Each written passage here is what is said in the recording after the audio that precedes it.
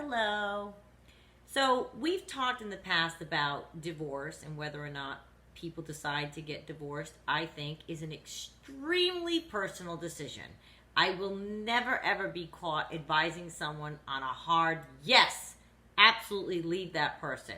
Except, I think I said it once before that I did advise one person one time because her husband was physically harming her. And I was like, get out right now. So you might say, well, isn't narcissistic abuse? Isn't that abuse? Why wouldn't you hard advise someone to get out of that marriage? I just wouldn't. I don't want to be held responsible for the dissolution of someone's marriage. It is a humongous life-altering decision as to whether or not you actually divorce.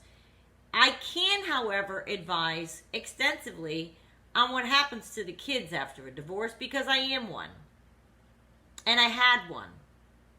So, to put it into perspective of how much of an expert I am, let's just talk about the math of my life for 1 second.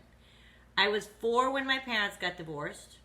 I was 9 when my dad got remarried and 19 when he got his second divorce. So that was a 10-year marriage I had. I was a stepchild for the first time. I was 16 when my mother got remarried, and she got divorced when I was 43. So that was like a 25, 26-year marriage that she had.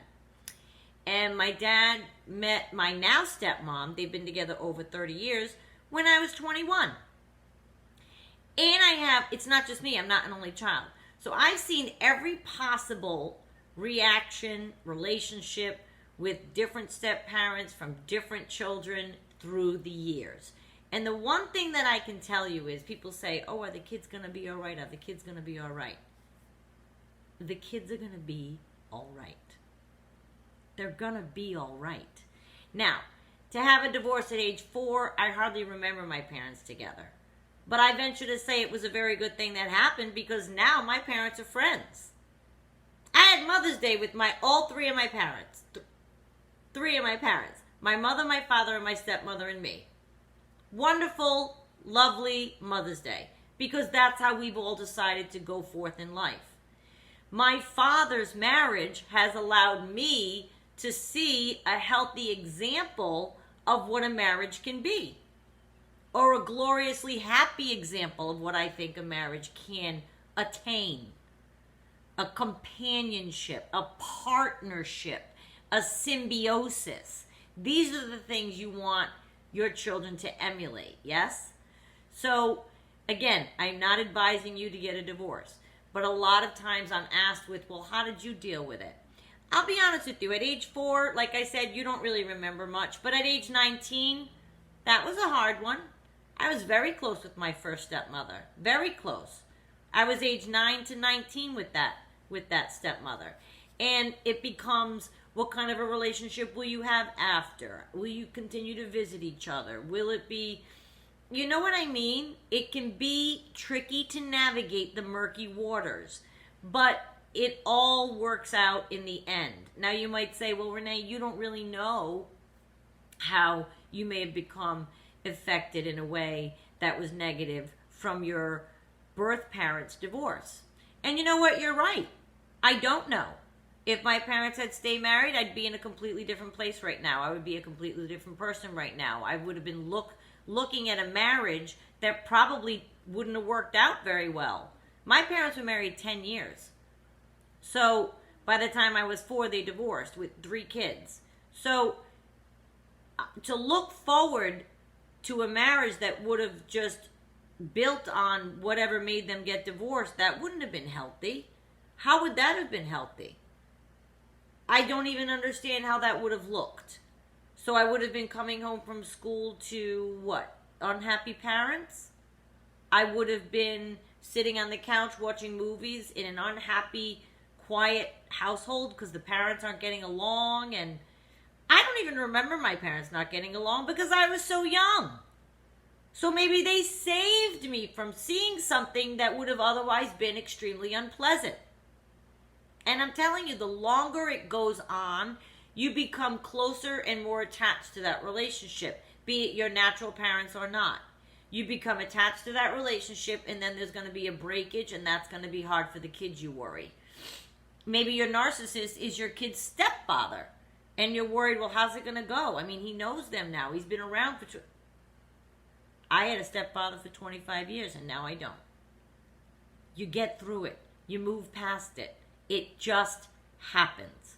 Your children will bend and navigate their own murky waters, and they will find their way. But I can tell you that the most constructive instruction you can give them is by example. That I 1000% can tell you. Kids don't need to be taught lessons with words all the time. They can see. They can see your example. They can lead by you can lead by your example. If they see that you're happy in this relationship and it's working out this way, a kid can decipher what's working and what isn't.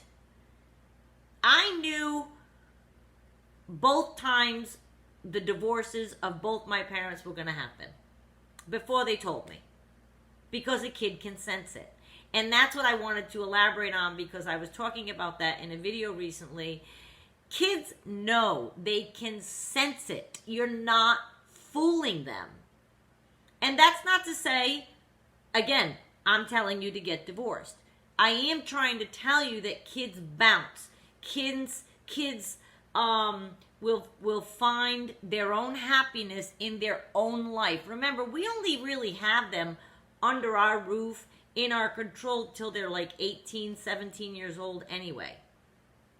And then they're off to college and then building their own lives. So the time that you have control over your child's surroundings is a finite amount of time. There is a very, very long life past 17 or 18 years old that your child is going to be in the world, around you, around spouses, new spouses, ex-spouses. I'm 53. It's still happening in my life. So kids are adaptable. They are resilient. Even adult kids are adaptable and resilient. But no child, adult or young, wants to see their parent unhappy, wants to have their home uneasy, wants to feel eggshells when they walk in. You can feel it when there's an undercurrent of stress or anger or marital problems. I don't care what you put on the dinner table and who you invite over for Sunday and how you try to make everything seem. Your child knows, whether they are 4, 19, or 43. They know the divorce is coming. I joke, because at 4, obviously, I didn't know. But at 4, I was probably more resilient than I was at 19 or 43. What can be the residual? I didn't know any different. I don't know any different. So for all of the worry and the concern we place on our children and how are they going to be, and oh my God, there's grandchildren now, which there were. When I was 43, there were grandchildren on earth that knew this step-parent. Now there's going to be another demise of a marriage. How's that going to go? Kids bounce with proper guidance from you. So they might need a little extra nurturing, or you might need to talk to them or explain things or try to have the uncomfortable discussion. Sweeping it under the rug and never mentioning it and hoping they don't notice isn't the way to go. I'm telling you right out, it's not the way to go. You need to buck up and be honest with your children. They see if you're unhappy. And nobody wants that for their parent. Nobody wants that for their parent. Oh my God. What child would want their parent to walk around unhappy? So I commend those of you that are sticking it out and whatever, whether it be for the children or for yourself or wishing for the love bombing guy to come back. Whatever the reasons are that you're staying, I commend your efforts. But if it's because you worry about what the children are going to do or how they're going to react, or... My brother used to say to his kids, bad news doesn't get better with age, because he was trying to encourage them as littles. If something breaks, if you do so, tell me right away. It only gets worse the longer you wait. Bad news doesn't get better with age. If you feel inevitably in your heart like this is headed for demise, bad news doesn't get better with age. Meaning if you've already decided, your husband knows it, you both know it, it's inevitable, and you're like, oh, the kids are 10 and 12, let's wait till they're 18. Really? You don't understand that that is probably going to be more difficult for them to bounce back from? So what, now they're in college, you're going to, what, call them up at school and say, we're getting a divorce? Oh, no, you can't. Okay, so let's wait till they graduate college. Okay, so now they're engaged, and you don't want to wreck their wedding. Well, let's just wait till their wedding's over. Boom, you're on 30 years. There's never a good time. But with the proper guidance and instruction and care and love from you, your child will flourish. They're not confused into thinking that nobody ever divorces. It's everywhere. It's in their school. It's in TV. It's on movies. They know divorce happens. And if you are not blindsiding them, like say you were like the happiest couple in the world and all of a sudden you had a fight and you're divorcing, boom, that's probably going to blindside them.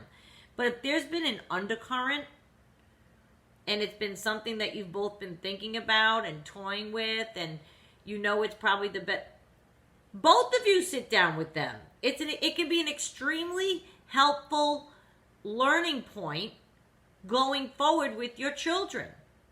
And I'm just here to tell you, what you expect from your children is what you give into it. If you sit them down and you discuss things with them and you assure them that they're going to be loved and you assure them that they are the priority and you assure them that the animosity is going to stop, they will be your cheerleader for that divorce.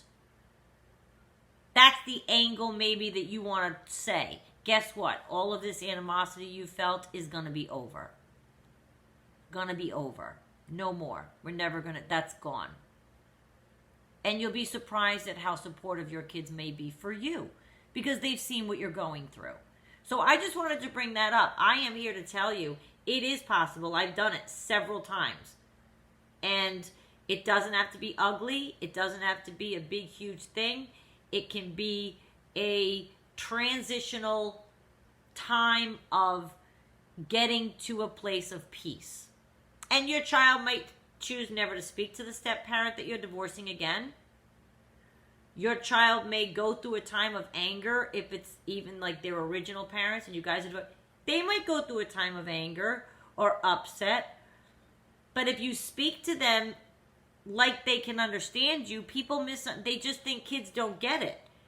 Try to find the language. Sit down with them and find the proper, honest language. Kids want honesty from you. I'm not saying your dirty details, but when we married, we loved each other. We had this family. People grow apart. You know what to say, but they need to hear it from you, maybe even together. And your kids will be fine. They will be fine. Now, so you might say, oh, you don't understand. My daughter's so sensitive. She's really close to her father. And if we divorce, she's going to be mad at me. That's a challenge you'll have then. But these aren't reasons to squish down your happiness because, let me tell you something, they can tell if you're miserable. So when you start thinking about your children and if they're going to be okay and what to expect from them, they're going to get out of the divorce experience what you make it for them. I wrote down everything I was going to say to my child when I got divorced, and I read it to her. She was 5, turning 6. And when I was done, because of the way I worded it, she goes, yay! In the back seat of the car. I remember. I remember her going, yay! Because I told her in the car on the way home from school, driving, and I had pulled over to get, I think, like a Slurpee for her at like 7-Eleven. And I had the courage right at that moment. I clicked her in her seat, I got in the front, and I took out what I had written down, and I'm looking at her, and I'm telling her, and she said, yay, when I was done. Because I made her realize that going forward, this is the healthiest decision for both of us. You are absolutely worshipped and loved. This is nothing that has anything to do with anything dysfunctional. You have to let them know this has nothing to do with them. You have to tell them that, make them know that, without making them think that it might be them if they've never had that thought to begin with. That's tricky. But I said, we both love you. You know how much fun we have together. But we just think that living apart is going to be for the betterment of both of us.